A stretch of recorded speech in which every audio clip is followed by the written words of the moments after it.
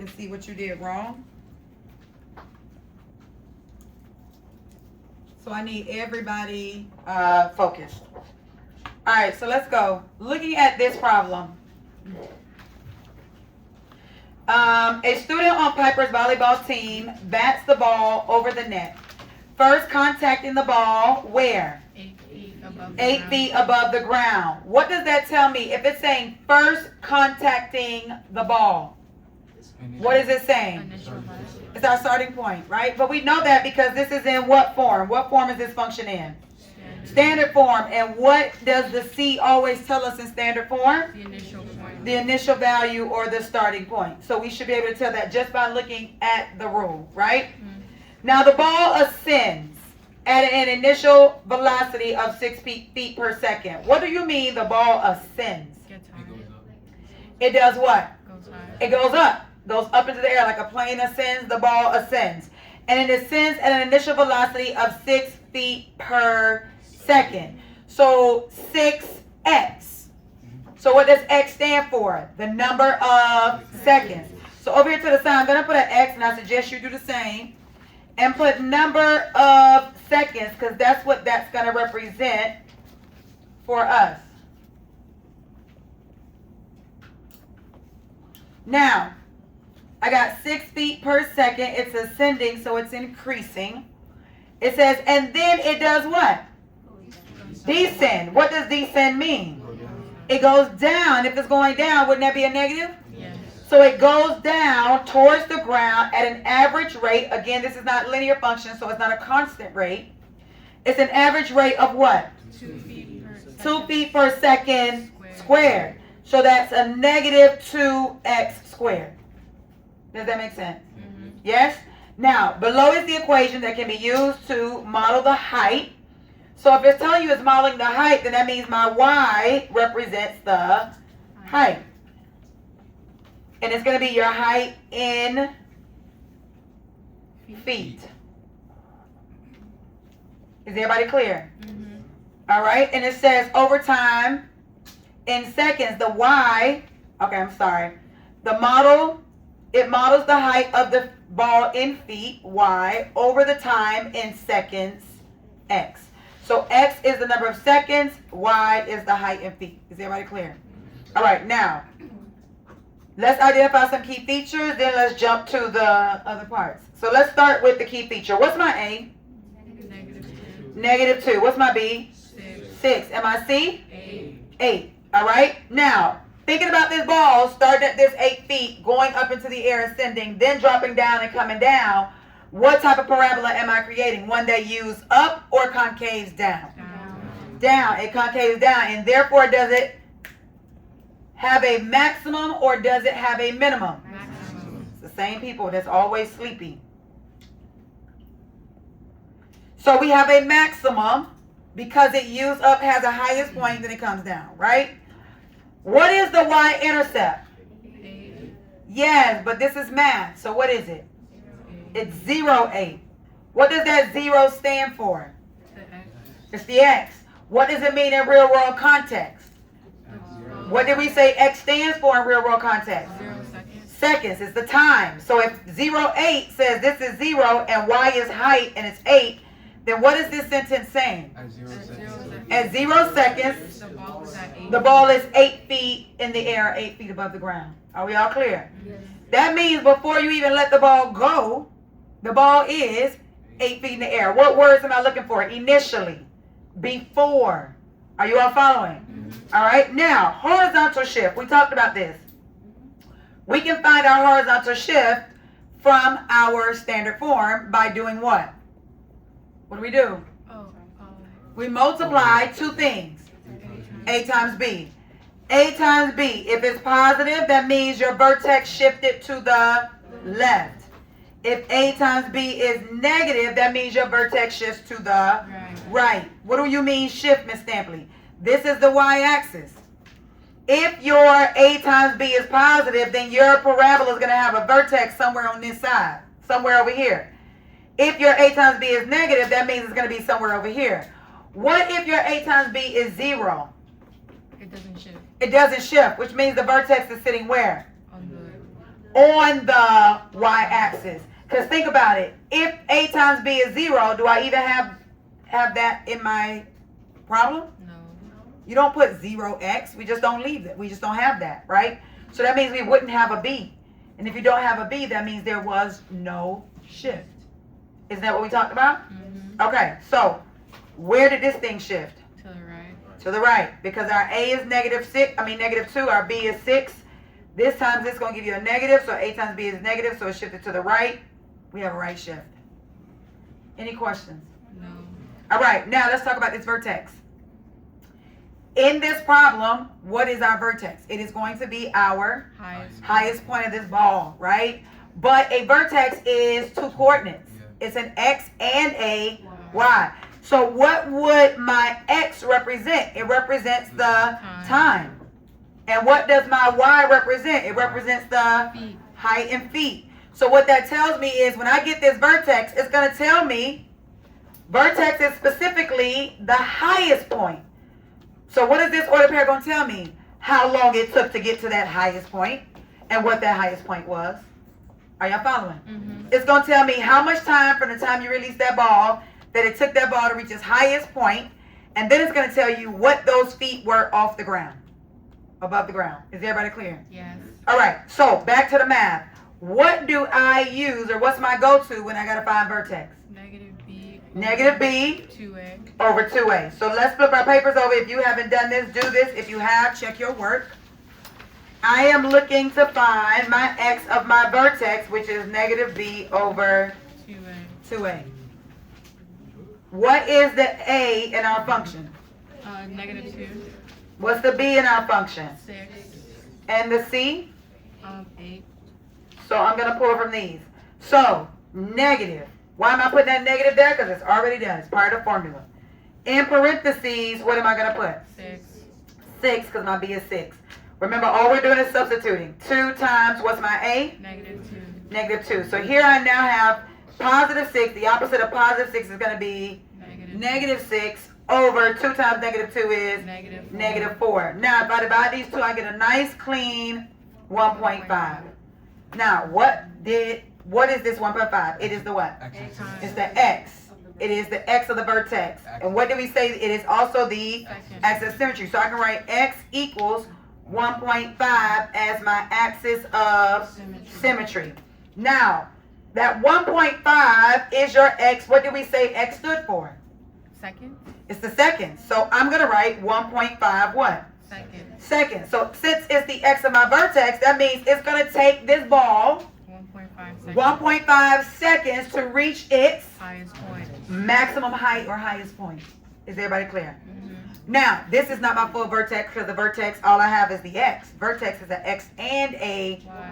So help me out. What do I do? Plug it in. Plug it in. What am I plugging it into? The original problem. The original problem. So I'm going to go to the original problem, which is y equals negative 2x squared plus 6x Plus 8. plus 8. And what am I going to do? I'm going to plug in 1.5 And everywhere I see an x. So we got y equals negative 2 times 1.5 squared. 1.5, and we square that. Plus 6 times 1.5 plus 8. Any questions? No. All right, we get all the way to this point, and then we make mistakes. Here's the mistake that we make. When we're putting it in our calculator, we put it in wrong. So y, let me just start here first. This y. What did we say? If you need to stand up, sit on the table in the back, do whatever you got to do, but do not nod off. What does y stand for? The height. It is the height. So what am I looking for? After 1.5 seconds, I want to know what the height was. Are y'all with me? Because y stands for height, right? So what do I put in this calculator first when I'm getting ready to do these operations? You square it. What am I going to do? Square 1.5. Square first. What mistake do people make? Multiply. They multiply negative 2 times 1.5 first. That's not what we should do. Not multiplication before exponents. We got to follow PEMDAS. So what am I putting in my calculator? 1.5 squared. 1.5 squared. And then doing what with that? Multiply by Times what? Negative 2 negative equals 4.5. negative 4.5. That's what goes here. Is everybody clear? Yes. All right. Now here, what do? Did I just bring this plus sign down? No. No, we got to do the multiplication. So what am I going to do here? 6 times 1.5. And I'm going to have, 9. what kind of 9? A positive. So positive 9. And then I'm going to bring down the 8. plus 8. Any questions so far? No. Virgil, you with me? All right, so then what am I putting in my calculator? All of it. All of it. 0.5, 4.5 negatives, plus 9, Plus 8. plus 8. And what do we get? 12.9. Now let's talk about this 12.5. What does this 12.5 in math represent? The height. Oh, no. The maximum point. Or the maximum. It is the height. It is the maximum height of my vertex, right? It's my maximum height. It's my vertex. Are y'all with me? Mm-hmm. What does it mean in real world context? The highest point. The highest point is The ball reaches.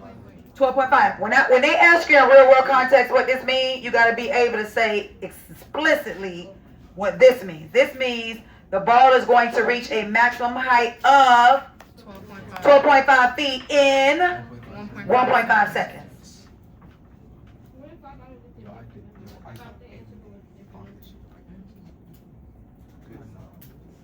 You're asking me if it's right if you got the wrong different number?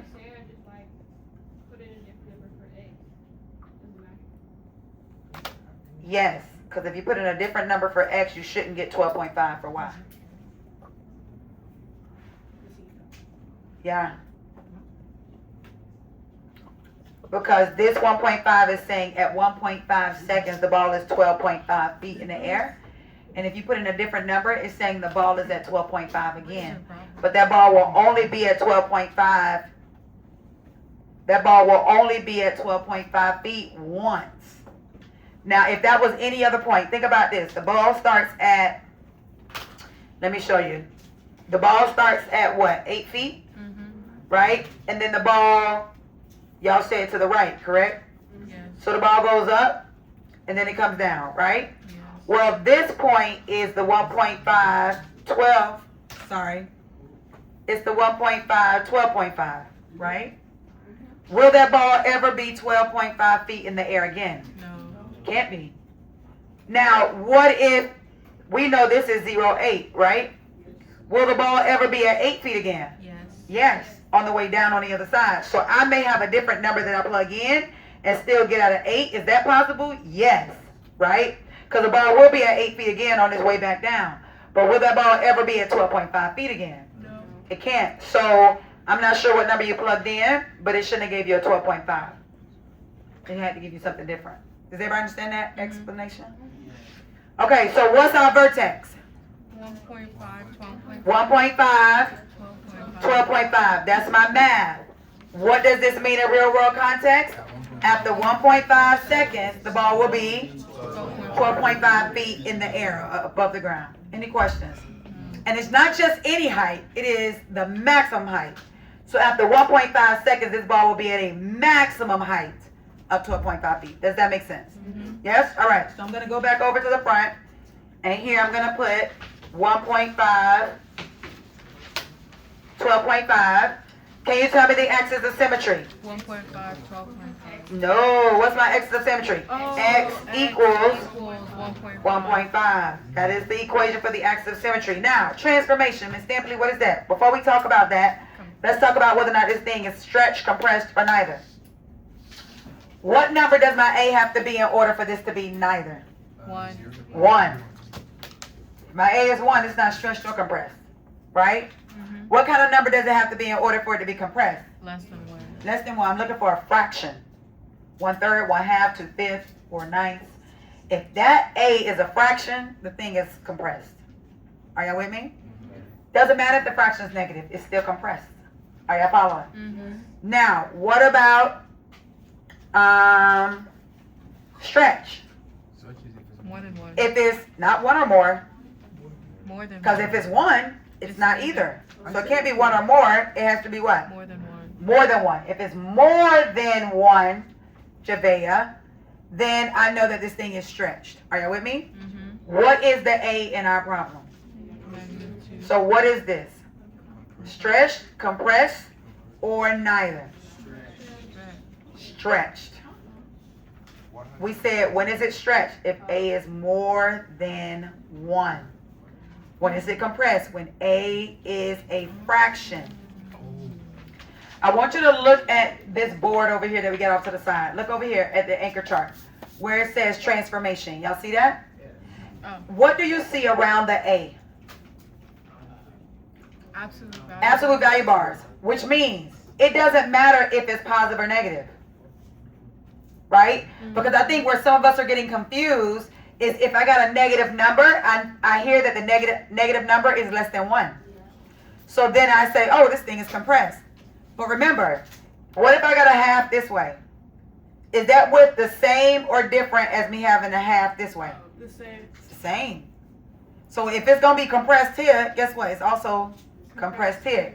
So the absolute value bars are saying it doesn't matter if it used up or used down. If that A is a fraction, it is compressed. If that A is a number greater than 1, Diego, it is stretched.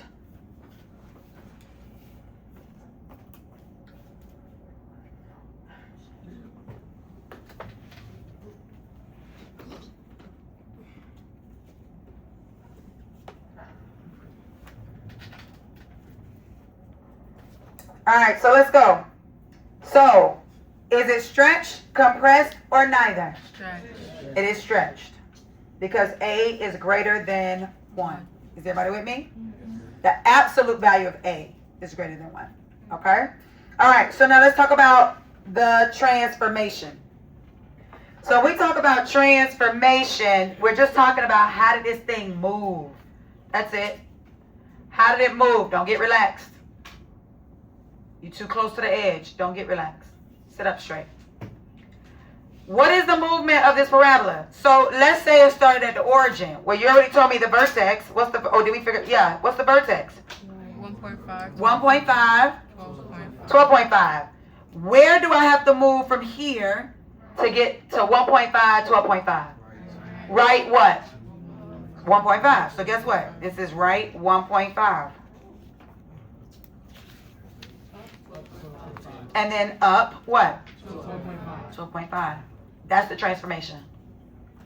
It's just a slide. It went from where to where. That's it. And if you got your vertex, you can tell me your transformation. That's it. There is a stretch. And there is a slide of 1.5, 12.5. Does that make sense? Mm-hmm. Yes? All right. Now, x-intercepts. How in the world am I going to get these x-intercepts? Do I use the vertex formula to do that? No. Vertex formula is for vertex. It's your highest or your lowest point. But if I'm looking for my x-intercepts, then what formula am I using? What do you use to find your solutions? We got like 5 options. Graphing? Yes, that's what I'm trying to do. But what else can I use? I need my intercept. Table? Y'all want to sit here and do a table? Okay then. So give me something reasonable. Factor. We could factor, or we could use what? Quadratic formula. I ain't finna try to factor it. I want to be bothered with factoring. I'm finna use quadratic formula. So, flip your paper over. If you have it, do it, because it sounds like you didn't. And let's do the quadratic formula. Here's the other reason why I want to use quadratic formula instead of just graphing. Because with graphing, we do 1A, 3A, 5A, right? Mm-hmm. And I got decimals involved, which means I'm going to be doing half moves, right? So I'm going to go right 1. If I'm already at 1.5 and I go right 1, that's going to put me at 2.5. And then I'm already at 12.5, and then I got to go down 2. So that's going to put me at 10.5. I keep being in these half spaces. Yes. She's just waving, baby.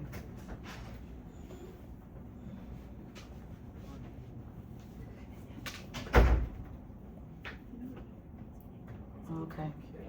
All right, boo. Happy birthday. All right, so listen. So I would have to move down 2 units, and that'll put me at 10.5. Are y'all with me? Yes. So doing that, I don't want to keep dealing with the half numbers. If it was nice and clean, I would just plot them, right? So here's what I'm doing. I'm just use the quadratic formula, so I don't have to worry about that. So let's do the quadratic formula. With me, negative b plus or minus the square root of b squared minus 4ac all over 2a. What happens if I don't remember this? It's on the reference sheet. But what good is it being on the reference sheet if you don't even know when you're supposed to use it? When do we use the quadratic formula? When they're asking you to find what? The what? The x-intercepts, the solutions, the zeros.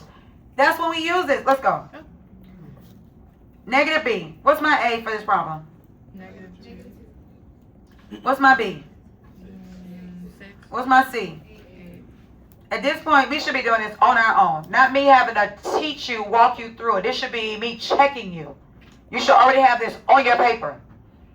What is b? 6. So I'm going to plug in a 6. Notice the negative is on the outside because it's on the outside here. If this 6 would have been negative, I would have put one also on the inside. Plus or minus the square root of. What is the b? 6 squared minus 4 times.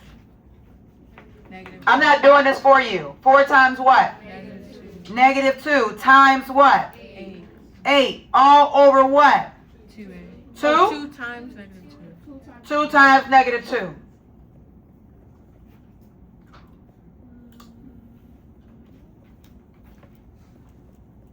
Ryan, you know what I'm doing? Or are you just copying me? You know why I'm doing it?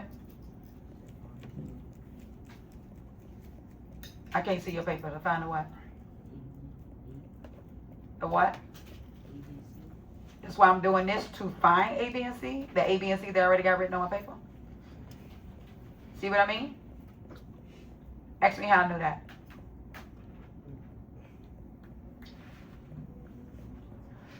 Why are we doing this?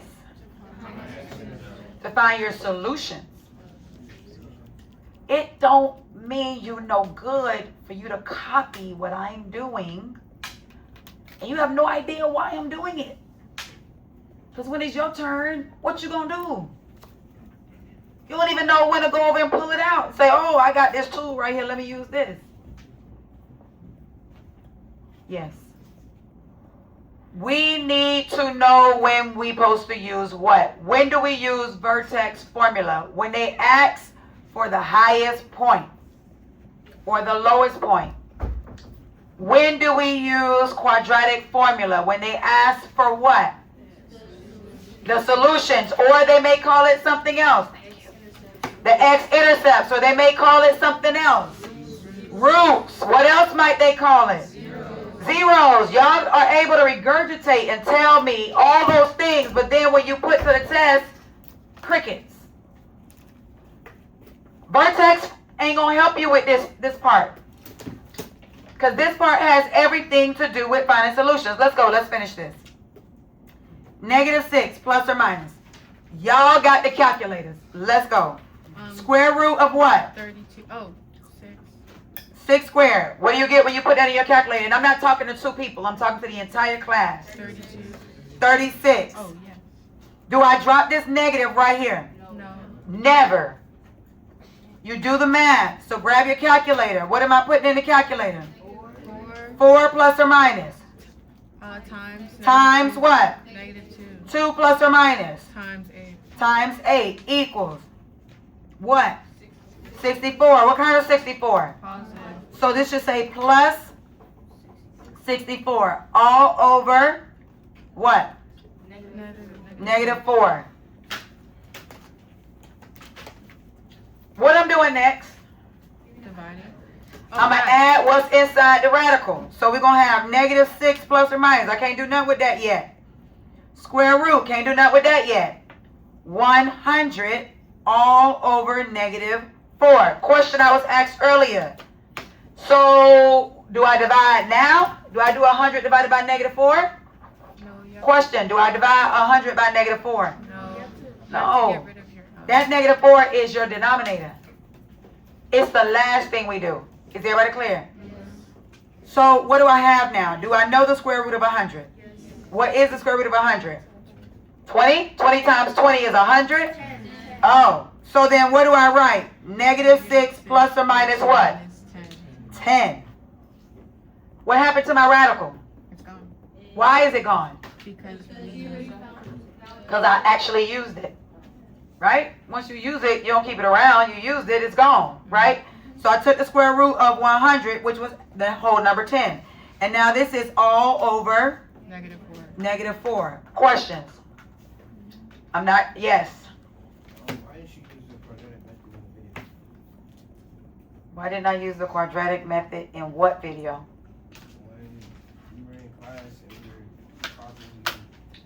Because the problem that I did initially, I said that you could use the quadratic to find your solutions, but the reason I didn't was because my numbers were easy for me to be able to do the 1, 3, 5 method. They were clean numbers. So you could just multiply 1, 3, 5 and I was gonna get nice numbers. This one, our vertex was decimals. We could do it, but wow, we're not gonna just do this, right? Because you have to keep up with where you're moving the pen. You follow? Okay. All right, so now I'm here. What do I do at this point? Good question. What do I do at this point? Huh? -6. -6 plus 10. -6 plus 10 -6 divided by -4. Thank you. Don't it say -6 plus or minus 10? Yes. So shouldn't this be two things at this point? Yes. So now I got -6 minus 10 over -4. X equals is what goes in front of these. Yes. Because it's plus or minus, plus or minus, plus or minus. That is the thing that's going to give us our two solutions. It's -6 plus 10, then -6 minus 10. It's 2 and 1. This part out front gives us our vertex, and then this plus or minus tells us how much we move on each side to make it symmetric, right? So help me out here. You got calculators. -6 plus 10 is 4 over -4. And so we end up with -1. So the first solution is x equals -1. And then here, -6 and -10 is -16. 4. Divided by -4, which gives us 4. +4. So our second solution is x equals 4. What is the solution? In math, there's two solutions. Our parabola is going to hit the x-axis twice. Where? At -1 and at what? +4. However, what is the solution in real world context? Can it be both of these? It says at what point does this ball hit the ground? That's what we're asking. Is it going to be both of these? No. What does X stand for? Time. In seconds. What is this saying? Can't be negative. So is this answer even valid?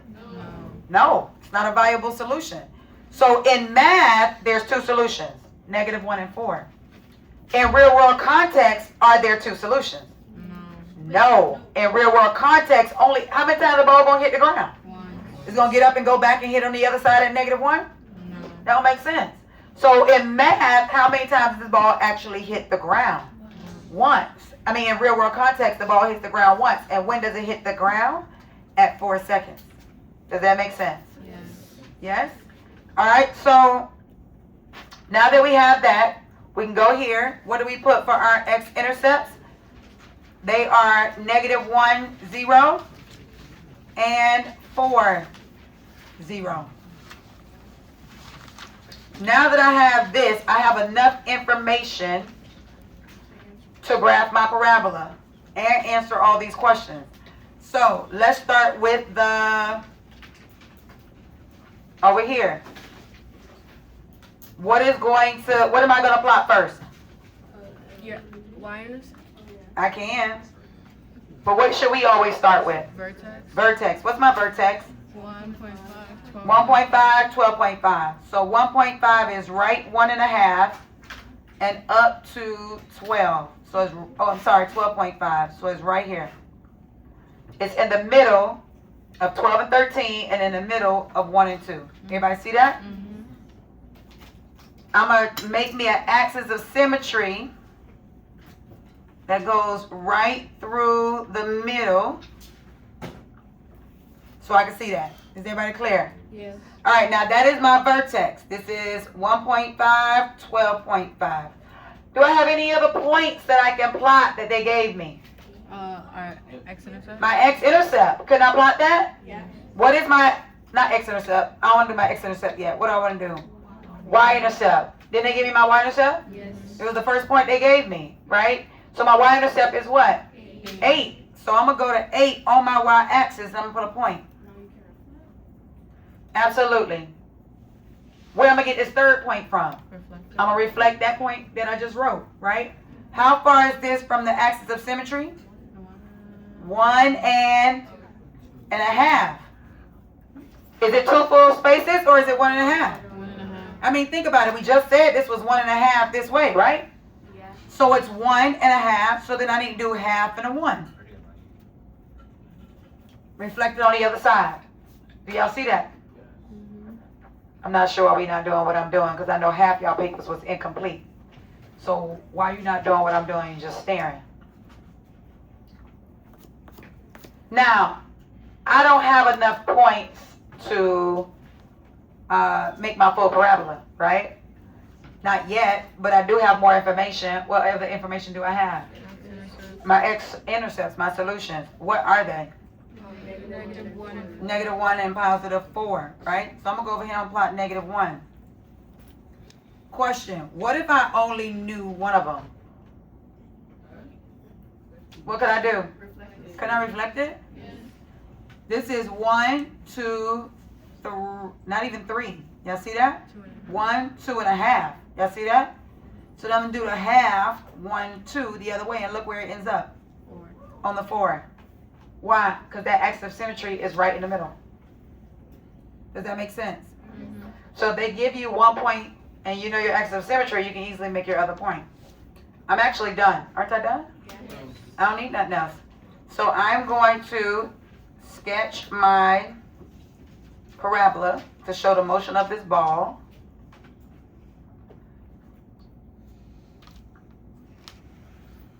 Now, why am I stopping here and not going any further? Because Why you can't keep going down? that's the ground. Why it don't make sense in real world context? Because that's the ground. Our solution is the x-intercepts, but anything below this in real world context is beneath the ground. Do any of these numbers down here make any sense in this problem? No. Now, what if they was throwing the ball and it landed in a pool? It would make Would that make sense? Yes. Yes, because you have water beneath the surface. Are you all with me? But in this case, this don't make no sense. So I'm going to do this because none of these make sense to me. No problems down there make sense in real world context. They make sense in math, but not in real world context. Any other sections that don't make sense in real world context?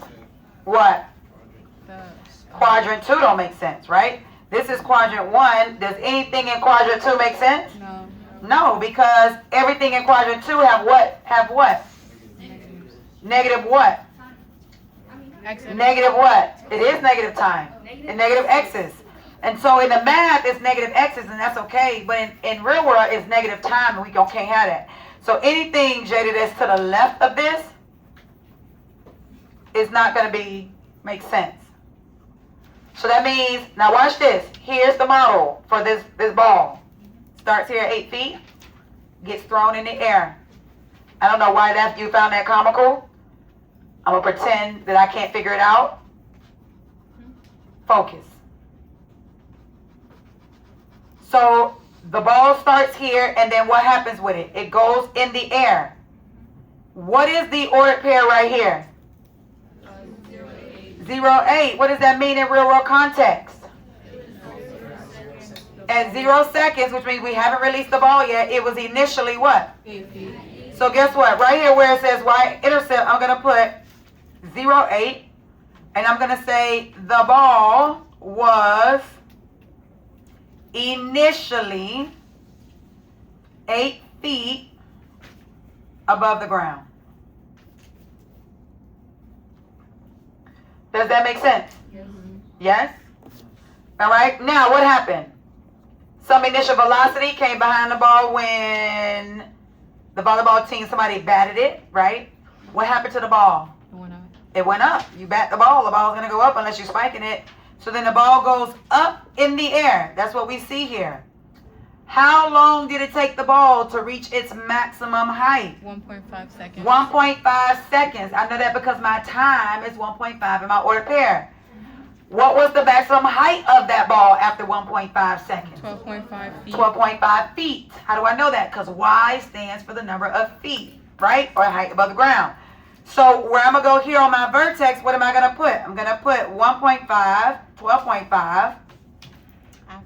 And what am I going to write? After 1.5 seconds. 1.5 seconds. The ball reached the maximum. The ball, excellent, reached, and you must say a maximum. Now, will every point represent a maximum? No. The ball reached a maximum height of 12.5 feet. What am I letting the reader or grader of my paper know? One, that I understand that vertex is the maximum, and that I understand what each one of these numbers represent. Are y'all with me? Mm-hmm. Yes? All right. Now, going back here. Give me this ordered pair. It's 4. Whoever that is, handle that. What is it? 3 and 8. Does everybody see that? Mm-hmm. Tell me what that means in real world context. After 3 seconds. After 3 seconds, the ball was dropped to 8 feet. Did they drop it? No, they never dropped the ball. But it was going down. So, but all you gotta say is the ball was Decreasing. 8 feet above the ground. Right? The ball was 8 feet. Where was the ball initially? 8 feet. Then the ball went up, right? And then it went back down. But did we throw it down? We threw it up. What pulled the ball down? But we don't need to say that because gravity pulls everything down, right? So here's how we state that. After 3 seconds, the ball was 8 feet above the ground. Are y'all following? Why am I not giving all this extra context? Because that's not a special point. The only point that is special here is going to be that starting point and that maximum. Are y'all with me? And that vertex, okay? So, then the ball hit the ground. What is this ordered pair that is here? 4, 0. Why isn't it 0, 4? Because 4 stands for what? The X, which stands for what in real world? The time. So what can I tell you about this? After 4 seconds, the ball was back on the ground. When was the ball ever on the ground? Was the ball ever on the ground? The ball started in the air, 8 feet above the ground. So was it ever on the ground? Hit the ground. So tell me again, it hit the ground. So what do we say? After 4 seconds, the ball Hit the ground. hit the ground. Or the ball was 0 feet above the ground. And if it's 0 feet above, that means it's on the ground. Is everybody following? Mm-hmm. Yes? All right. So let's talk about this. What is the solution to this problem? You just told me. The ball. After 3 seconds. After how many seconds? 4. Oh, 4. After 4 seconds, The ball was at. the ball hit the ground. Sounds good to me. Hit the ground. Now look at this. Do the ball come back and go back over here? No, like none of that makes sense, right? The ball hit the ground. Now, are both solutions valuable? Meaning, do both solutions make sense in real world context? No, they don't. So, what do I say? No. And then why? Because one of them are negative. Because it is negative, but why is negative not okay? Because sometimes negative is okay. Because it's below. Because you can't have, is it below? Oh, wait. Negative time. It's negative time. Absolutely. Because time can't be negative. At least not in this situation, right? Is everybody clear? All right, now let's do these forms, which should be very easy for us now that we got all the parts, right? All right, so let's start with standard form. We already know that. It's y equals negative 2x squared plus 6x plus 8. Vertex form. Y equals negative. Let's write vertex form first because I want to make sure everybody understands where we're getting this from. So it's y equals a times x minus h squared plus k, where h and k is the vertex, correct? Yes. So we got y equals, what's our a? Negative 2. Negative 2 times X minus. 1.5 1.5. squared Plus K. plus 12.5. Excellent. How do I know this is right? Because when I look here, the x is negative, but it should really be positive. Is everybody clear? Yes. Because what's in here is always the opposite. Now, factored form.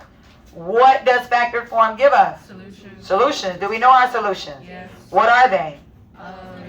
Positive 4 and what? Negative 1. All right, so I'm going to go here and I'm going to write the formula. Y equals A times what? X minus P. X minus P times? X minus Q. Times X minus Q. Question, why is it that standard form got squared, vertex form got a squared, but factor form we don't see a squared? Because we just pull the opposite. Huh? We're just pulling the opposite. Why is there no squared here if this is quadratic? Because we don't see no exponents, so we would think it's linear. What does this say? Don't it say multiply? Wait, it's happening twice. And when it is happening twice. Absolutely. Because what x times x gonna give you? X squared. It's just factored out, right? They haven't multiplied it yet. But here it's been multiplied, and here it's also been multiplied. Are y'all with me? Yes. All right, so now let's go back here. And let's plug it in. What we got? Y equals, what's our A? Negative 2. Negative 2 times x minus. What is P? What is P? Oh, 4. That's fine. Times x minus. What is Q? 1. Is it? Negative 1. Is it 1? Negative 1. It's negative 1. So you put a plus. So now what's happening? That minus came from the formula. This negative 1 came from the solution. Are y'all with me? So what's going to happen to this double negative? So let's clean it up. Y equals negative 2 times x minus 4 times x plus 1. Can these two be switched around? Mm-hmm. Can we say x plus 1 times x minus 4? Yes. Same thing. And that's it. We're all done. Any questions? No. All right. Okay, so your homework.